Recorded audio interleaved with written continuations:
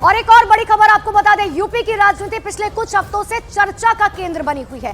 राज्य के मुख्यमंत्री योगी आदित्यनाथ और उप मुख्यमंत्री केशव प्रसाद मौर्य के बीच मनमुटाव की जानकारी आ रही है और इन सब के बीच में योगी आदित्यनाथ, केशव प्रसाद मौर्य और यूपी के दूसरे डिप्टी सीएम यानी कि ब्रजेश पाठक दिल्ली में मौजूद है। 3 तस्वीरें आपके सामने हैं। यूपी सदन में कल बीजेपी के राष्ट्रीय संगठन महामंत्री बीएल संतोष ने सीएम योगी आदित्यनाथ से मुलाकात की। काफी देर तक दोनों नेताओं के बीच बातचीत हुई है। बावजूद इसके एक ही सदन में तीनों नेता रुके हुए हैं, लेकिन दूरियां इस तरीके की बरकरार है कि तीनों के बीच आपस में कोई बातचीत नहीं है, जो अब तक जानकारी निकलकर सामने आ रही है। और 3 तस्वीरों के जरिए देखिए, एक तरफ बीएल संतोष कल पहुंचते हैं यूपी सदन, जैसे ही सीएम योगी आदित्यनाथ पहुंचते हैं काफी घंटे तक जो है दोनों के बीच बातचीत हुई है, मुलाकात हुई है। दूसरी तरफ केशव प्रसाद मौर्य जो है वो दिल्ली पहुंच चुके हैं। नीति आयोग की बैठक में तीनों ही नेता शामिल होंगे और जो जानकारी अब तक मिल रही है कि सीएम योगी आदित्यनाथ यूपी सदन से राष्ट्रपति भवन के लिए रवाना हो चुके हैं।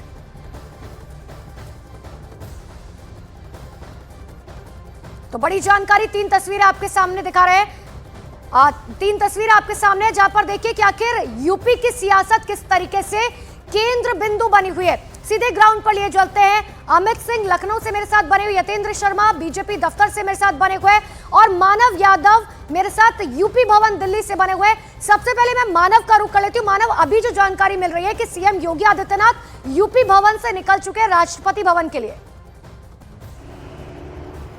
बिल्कुल, देखिए आज 2 बैठक हैं। एक तरफ नीति आयोग की बैठक है तो दूसरी तरफ जो बीजेपी शासित राज्यों के मुख्यमंत्री हैं उनकी बैठक है। और फिलहाल योगी आदित्यनाथ नीति आयोग की बैठक के लिए निकले हैं। ये बैठक हो जाएगी, इसके बाद ये कयास लगाए जा रहे हैं कि जो मुख्यमंत्रियों की बैठक होनी है उनमें तमाम मुद्दों पर चर्चा हो सकती है। और क्योंकि हम लगातार जिक्र कर रहे हैं यूपी की राजनीति का, तो ये खबर इस लिहाज से बड़ी हो जाती है क्योंकि जिस तरीके से 4 जून के बाद जब लोकसभा के नतीजे आए थे और जैसी गहमा-गहमी यूपी में देखी गई है योगी आदित्यनाथ और केशव प्रसाद मौर्य, ब्रजेश पाठक के बीच में, तो और ऐसे में तीनों ही लोग यूपी सदन में रात को यहीं पर रुके। आज बैठक में योगी हिस्सा लेने जा रहे हैं नीति आयोग में, लेकिन आज जब बैठक होगी मुख्यमंत्रियों की, वहां पर क्या कुछ होगा उस पर सबकी निगाहें बनी हुई हैं। क्योंकि आपको याद होगा केशव प्रसाद मौर्य को लेकर जिस तरीके से उनके समर्थन वाले विधायकों के बयान आ रहे हैं और अधिकारी बनाम सरकार बनाम संगठन की जो लड़ाई है वो कहीं ना कहीं अब साफ देखने को मिल रही है। एक ताजा आपको मैं एक वाक्य बता देता हूं। नंद किशोर गुर्जर हैं, लोनी के बीजेपी विधायक हैं, वो कहीं ना कहीं खुलकर अब रात को उन्होंने एक ट्वीट भी किया,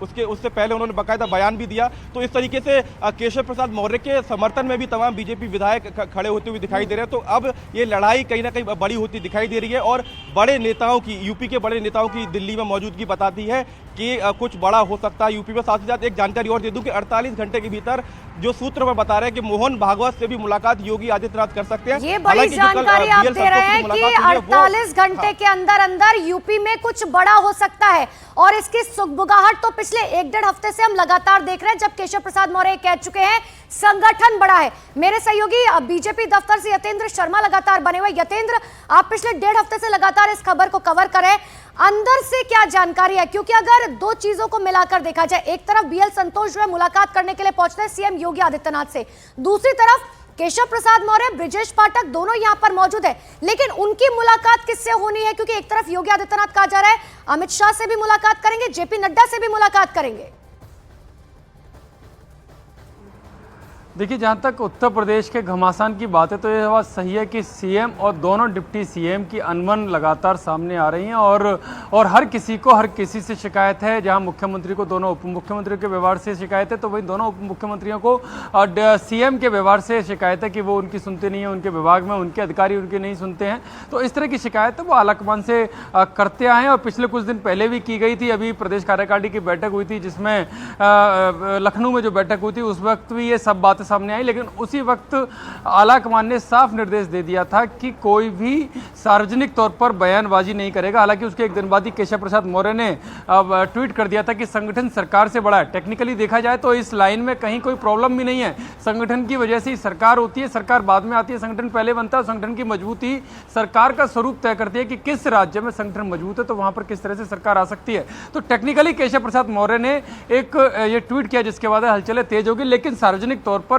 जो केंद्रीय आलाकमान का निर्देश था उसके बाद कोई भी मैसेज नहीं आया। कल रात को भी से बड़ा है, लेकिन इन सबके बीच में केशव प्रसाद मौर्य का ट्वीट कुछ और ही कहता है। अमित सिंह लखनऊ से मेरे साथ लगातार बने हुए। अमित, कल जब अखिलेश यादव की तरफ से तंज कसा गया केशव प्रसाद मौर्य के लिए कि वो दिल्ली का मौर्य है, उस पर केशव प्रसाद मौर्य रीट्वीट करके कहते हैं कमल खिलेगा। लेकिन अगर यूपी में अभी भी देखा जाए तो योगी आदित्यनाथ के नेतृत्व में ही सरकार चल रही है। वो पार्टी का जिक्र करते हुए जरूर नजर आए, लेकिन सीएम का नहीं। देखिए, एक बात तो साफ कर दूं कि उत्तर प्रदेश में कहीं से नेतृत्व परिवर्तन की बात नहीं है। कल जैसे ही अखिलेश यादव के सोशल मीडिया एक्स पर लिखे गए पलटवार किया केशव प्रसाद मौर्य ने, उसके बाद केशव प्रसाद मौर्य से खुद मेरी फोन पे बातचीत हुई। मैंने उनसे पूछा कि किस तरीके की दूरियां हैं मुख्यमंत्री योगी आदित्यनाथ से। उन्होंने कहा कि किसी भी तरीके से कोई दूरियां नहीं है, कोई शिकायत नहीं है। वो दिल्ली जा रहे हैं, दिल्ली में हो सकता है वो आला नेताओं से मुलाकात करें, संगठन की बैठक है, संगठन की बैठक में शामिल होंगे। और जहां तक मैंने पूछा कि प्रयागराज मंडल की बैठक में वो शामिल नहीं हुआ, तो उन्होंने कहा कि साफ साफ उन्होंने लफ्जों में कहा कि उनका पहले से कार्यक्रम निर्धारित था, इस वजह से वो प्रयागराज मंडल की बैठक में शामिल नहीं हो पाए। लेकिन प्रयागराज मंडल की बैठक में केशव प्रसाद मौर्य शामिल नहीं हुए, ब्रिजेश पाठक लखनऊ मंडल की बैठक में नहीं शामिल हुए। हालांकि ब्रिजेश पाठक का भी यही कहना था कि सुबह से ही उनका कार्यक्रम निर्धारित था, इसीलिए वो निकल गए थे और उसके लिए मैसेज भी कन्वे करार दिया गया था। लेकिन जिस तरीके से दोनों डिप्टी सीएम की बैठक में शामिल नहीं हुए, उससे पहले प्रभारी मंत्रियों की जब बैठक हुई थी उपचुनाव को लेकर, उसमें भी दोनों डिप्टी सीएम नहीं बुलाए गए थे। सीएमओ की तरफ से कहा गया था कि लेकिन चाहे अब केशव प्रसाद मौर्य कुछ भी कह ले कि प्रयागराज मंडल की बैठक में इसलिए शामिल नहीं हुए थे, लेकिन कैसे भूल जाए जब लोकसभा चुनाव के नतीजे आए थे, समीक्षा बैठक हुई थी, उस वक्त भी केशव प्रसाद मौर्य वहां पर नहीं थे। मैं लौटूंगी आप सभी के पास, लेकिन इसी बीच एक बहुत बड़ी खबर आपको बता दें। सीएम योगी आदित्यनाथ की प्रधानमंत्री नरेंद्र मोदी और गृह मंत्री अमित शाह से भी मुलाकात हो सकती है। आज बीजेपी दफ्तर में शाम को बीजेपी शासित राज्यों के मुख्यमंत्रियों की बैठक है और जिसके लिए सीएम योगी आदित्यनाथ, केशव प्रसाद मौर्य, ब्रिजेश पाठक दिल्ली पहुंच चुके हैं। कल ही सीएम योगी आदित्यनाथ की बीएल संतोष के साथ काफी देर तक मुलाकात हुई थी। बड़ी जानकारी देखिए, कल से ही कहा जा रहा था कि पीएम मोदी से मुलाकात हो सकती है सीएम योगी आदित्यनाथ की। हालांकि पिछले कुछ दिनों में जो घटनाक्रम हुए हैं यूपी में, उसको लेकर केंद्र की तरफ से साफ तौर पर कहा गया था कोई नाराजगी है तो अंदर खाने बात होनी चाहिए, टॉक टेबल होना चाहिए, लेकिन किसी भी तरीके से मीडिया में आकर जो है बयानबाजी नहीं करनी है। लेकिन इन सब के बीच में यूपी में चल रही सियासी खींचतान की चर्चाओं के बीच अब जुबानी तीर जारी है। एक तरफ अखिलेश यादव के केशव प्रसाद मौर्य को मोहरा बताने वाले बयान पर केशव प्रसाद मौर्य का जवाब सामने आया। दोनों ने एक दूसरे के लिए क्या कुछ कहा, एक बार ये सुन लीजिए। वो मोहरा हैं, दिल्ली के वाईफाई के वो पासवर्ड हैं।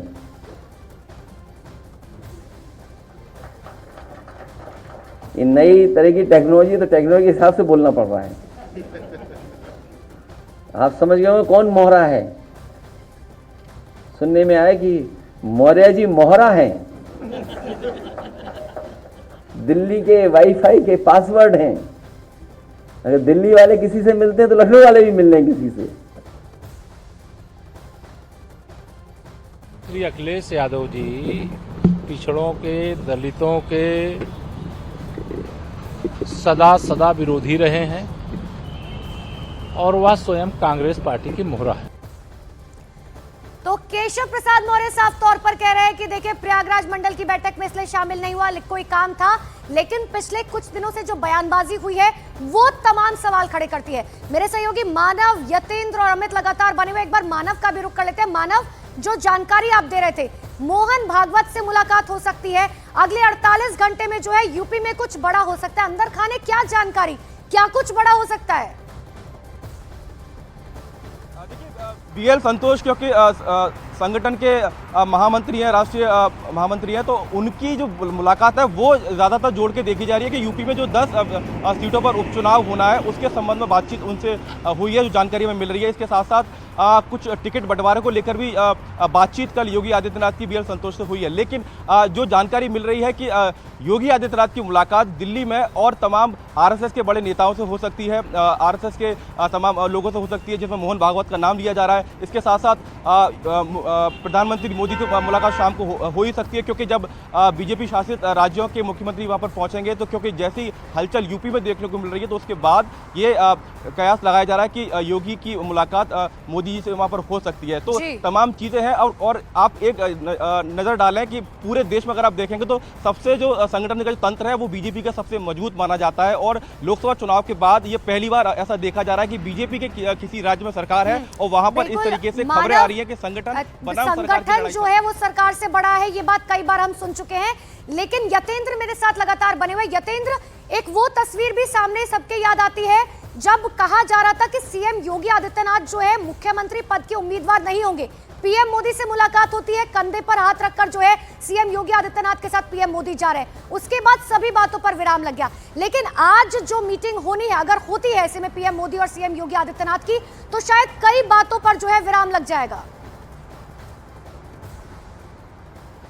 देखिए, हर पार्टी में हर स्तर पर कहीं ना कहीं जो मन मुटाव होता है या मतभेद होते हैं वो हमेशा देखने को मिलते हैं। और बीजेपी में हमेशा से रहा है कि मतभेद हो मनभेद ना हो, और इसी पर बीजेपी पार्टी बीजेपी संगठन काम करता है। और यही संघ की तरफ से जो ट्रेनिंग कैंप होते हैं उनमें भी यही सिखाया जाता है। और जो अभी देखने को मिल रहा है, जो आप पिछली बार की बात कर रहे हैं, पिछली बार भी न्यूज़ 18 ने सबसे पहले चलाया था कि कहीं कोई बदलाव नहीं होगा। और इस बार भी जो आप पूछ रहे हैं कि अगले 48 घंटे में क्या होने आ रहा है, तो अगले 48 घंटे क्या, आने वाले समय में भी यूपी में कुछ भी बड़ा होने वाला नहीं है। केवल शिकायतों का दौर चल रहा है। शिकायतें होंगी, मन की भड़ास निकाली जाएगी, एक दूसरे की बातें कही जाएंगी, सुनी जाएंगी, और कोशिश ये की जाएगी कि समन्वय फैसला तो एक बार जरूर से दिल्ली फिर में से होना है, स्थापित हो लेकिन सरकार में। सुगबुगाहट तो और लखनऊ से उठी है। मेरे सहयोगी अमित सिंह लगातार बने हुए। अमित, एक तरफ ये कहा जा रहा है कि कुछ हो सकता है, दूसरी तरफ यतेंद्र कह रहे हैं कि देखिए सिर्फ शिकायतों का दौर है, होने वाला कुछ भी नहीं है, कोई बदलाव नहीं होगा।